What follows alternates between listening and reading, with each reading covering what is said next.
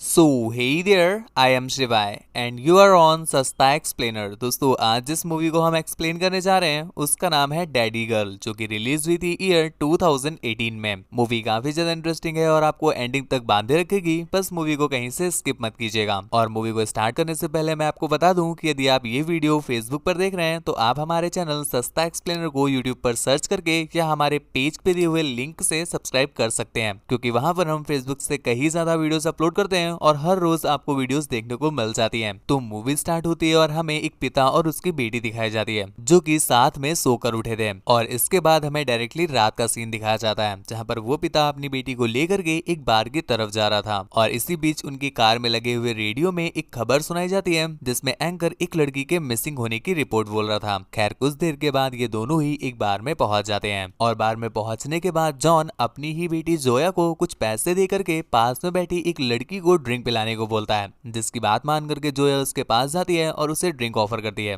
और उससे ये कहती है कि ये मेरे फ्रेंड जॉन ने तुम्हारे लिए दिया है। जिस पर वो लड़की उससे काफी ज्यादा इंप्रेस हो जाती है और ये तीनों के तीनों उसकी कार में बैठ करके इन्हीं के घर जाने लगते हैं। घर पहुंच करके जॉन उसके साथ बहुत ही मीठी मीठी बातें करता है और उसकी आंखों में पट्टी बांध करके उसे एक रूम में चलने बोलता है। यहाँ पर वो लड़की भी कुछ और सोच रही थी, तो वो भी उस रूम में चली जाती है। और रूम में जाने के बाद जब उसकी पट्टी खोली गई तो उसने नोटिस किया कि अंदर का नजारा तो कुछ ज्यादा ही भयावह है। वहां पर टॉर्चर करने के लिए एक बेड लगा हुआ था, इसके साथ साथ वो सभी चीजें रखी गई थी जो कि किसी को टॉर्चर करने पे यूज होती हैं। ये देख करके वो लड़की बहुत ज्यादा डर गई और वहां से भागने की कोशिश करती है, पर जॉन उसे पकड़ लेता है, जिसके बाद वो उसे उसी बेड में बांध देता है। उसकी चीखों की आवाज बाहर खड़ी जैनी भी सुन रही थी, पर वो चाह कर भी कुछ नहीं कर सकती थी, क्योंकि वो अपने डैड से बहुत ज्यादा डरती है। और यहाँ पर हमें अभी तक जो कुछ भी चल रहा था वो सब साफ साफ समझ में आता है कि एक्चुअल में जो उसका डैड है वो किसी समय में सोल्जर हुआ करता था और अभी वो रिटायर्ड है और उसने अपनी ही वाइफ का कत्ल कर दिया था, जिसके बाद से वो अपनी बेटी के साथ ही रहता है। और यहाँ पर वो अपनी वाइफ की सारी कमी अपनी बेटी से दूर करता है और इसके साथ साथ वो हर शाम को बार या क्लब्स वगैरह में जाता रहता है अपनी बेटी को लेकर के। और उसकी बेटी ही लड़कियों के लिए ट्रैप बिछा करके उसे अपने डैड को टॉर्चर करने के लिए उसके घर पर लेकर आती है, जिसके बाद जॉन उन लड़कियों को हर तरह से टॉर्चर करता है और लास्ट में उसकी बॉडी का यूज करके उन्हें मार देता है। और यही रीजन है कि मूवी की स्टार्टिंग में आप देख रहे थे कि जब ये लोग कार से जा रहे थे तो वो एंकर एक लड़की के मिसिंग होने की बात बता रहा था। एक्चुअल में उस लड़की के साथ वही हुआ था जो कि जॉन हर लड़की के साथ करता था। खैर, सीन यहीं पर कट हो जाता है और अगले सीन में हम जेनिफर नाम की एक लड़की को देखते हैं, जो कि अकेले रोड पर चल रही थी और वहां से जाने के लिए वो लिफ्ट मांगती है। लिफ्ट देने वाले बंदे का नाम स्कॉट है और एक्चुअल में ये एक पुलिस ऑफिसर है। और ये दोनों जब कार से आगे बढ़ रहे होते हैं तभी उस लड़की की अर्थात जेनिफर की नजर पड़ती है पास में पड़ी हुई कुछ मिसिंग फोटोज पर। और ये देख करके उसे बहुत ज्यादा अजीब लगता है कि एक बार में इतनी सारी की सारी लड़कियां कैसे मिसिंग हो सकती हैं। जिस पर वो ऑफिसर से पूछती है, जिस पर ऑफिसर उसे बताता है कि पिछले कुछ दिनों से बहुत सारी लड़कियां एक एक करके गायब हो रही हैं। इसका रीजन क्या है और ये लड़कियां कहाँ जाती हैं अभी तक हमें पता नहीं चल पा रहा है और मैं खुद इस केस पर इन्वेस्टिगेशन कर रहा हूँ। और इतने में ही कैमरा स्विच होता है वापस उस लड़की की तरफ जिसे जॉन लास्ट नाइट अपने पास लेकर आया था। और यहाँ पर हम देख पाते हैं उसकी कंडीशन कितनी ज्यादा खराब कर दी है उसने। खैर, इतने में ही जेनी वहां पर आती है, जो कि उसके सामने एक फांसी का फंदा बनाती है और उसे कहती है कि तुम इसमें लटक करके मर जाओ, क्योंकि ये तुम्हारे लिए ज्यादा आसान रहेगा, वरना अगर तुम जिंदा रही तो तुम्हारी जिंदगी हद से ज्यादा खराब हो जाएगी। वो लड़की भी अब तक समझ चुकी है कि उसके लिए यही रास्ता बहुत आसान है, तो वो हंसते हंसते अपनी मौत को अपना लेती है। खैर, कुछ देर के बाद वहां पर जॉन भी आता है, जो कि अपने सामने उस लड़की को ऐसे लटकते हुए देख करके बहुत ज्यादा गुस्से में आ जाता है, क्योंकि उसे पता चल गया था कि ये काम उसकी ही बेटी का किया है। और इस बात का बदला लेने के लिए जेनी को वो एक चेनसॉ देता है और उसे कहता है कि तुम ही उस बॉडी को छोटे छोटे पार्ट्स में काट करके ठिकाने लगाओगी। हालांकि आप जेनी को ऑलरेडी जानते हो कि वो बेचारी कितनी ज्यादा काइंड हार्टेड है और उसे ये सब कुछ बिल्कुल भी पसंद नहीं है, पर अपने डैड के डर की वजह से उसे ना चाहते हुए भी ये करना पड़ता है। यहीं पर दूसरी तरफ हमें ऑफिसर स्कॉट दिखाया जाता है, जिसे एक जगह पर जाने को बोला गया है क्योंकि वहां पर कोई छोटा सा केस हुआ है। खैर, ऑफिसर स्कॉट भी सुनते ही वहां पर पहुंच जाते हैं और उस केस को सॉल्व करने के बाद उन्होंने नोटिस किया कि उनकी कार का टायर पंचर हो गया है, तो वो पास में ही हेल्प लेने के लिए चले जाते हैं। और यहाँ पर इत्तेफाक से वो पहुंचे सीधा जॉन के पास। जॉन भी उनकी हेल्प करने को एग्री कर देता है और उनकी गाड़ी को टो करके पुलिस स्टेशन ले जाने लगता है। और इसी बीच बातों ही बातों में जॉन ने बताया कि वो एक रिटायर्ड आर्मी ऑफिसर है, पर यहाँ पर स्कॉट को जॉन की हरकतें कुछ खास ठीक नहीं लग रही थी, क्योंकि उसे उसकी बातों से कुछ अजीब भी फील हो रहा था। जिसके बाद वो जब पुलिस स्टेशन पहुंचता है तो अपने सीनियर ऑफिसर से जॉन के बारे में पूछता है, जिस पर वो बताता है कि हाँ, जॉन एक रिटायर्ड आर्मी ऑफिसर है, पर उसकी वाइफ की डेथ पता नहीं किन्हीं कारणों की वजह से हो गई थी, जिसके बाद वो बेचारा अपनी गर्लफ्रेंड के साथ अपने घर पर रहता है। मतलब दोस्तों, यहाँ पर जॉन ने अपनी बेटी के बारे में सभी लोगों को ये बताया है कि वो उसकी गर्लफ्रेंड है और कोई भी नहीं जानता है कि जॉन जिसके साथ अपनी नीड पूरी करता है वो उसकी ही बेटी है। उसी रात हम जॉन और जेनी को देख पाते हैं जो कि एक दूसरे क्लब में आए हुए हैं अपने किसी दूसरे शिकार के लिए, और यहाँ पर उन्हें शिकार के रूप में जेनिफर मिलती है। तो जॉन अपनी बेटी जेनी को जेनिफर के पास भेजती है ताकि वो उसे इस बार घर चलने को रेडी कर सके, और डैड की बात मान करके जेनी भी उसके पास चली जाती है। पर जैसे ही जेनी ने जेनिफर को कंफर्टेबल किया, इतने में ही उनकी नजर पड़ती है जॉन पर, जिसने ऑलरेडी एक लड़की को अपनी बातों में उतार लिया था। जिसके बाद अब जेनिफर उनके किसी काम की नहीं, तो वो लोग उसी लड़की को लेकर के अपने घर पर आ जाते हैं, और हर बार की तरह वो उस लड़की को उसी रूम में ले जाते हैं और उसे बांध करके उस पर टॉर्चर करना स्टार्ट कर देते हैं। बाहर खड़ी जेनी जब उस लड़की की चीखों की आवाज सुनती है तो वो बेचारी उसकी मदद तो करना चाहती है पर वो कर नहीं पाती, और अब कहीं न कहीं उसे इस बात का गिल्ट भी होने लगा है कि उसके डैड की डर की वजह से कहीं न कहीं वो भी पाप में अपना भागीदारी कर रही है। दूसरी तरफ हम देखते हैं ऑफिसर स्कॉट को,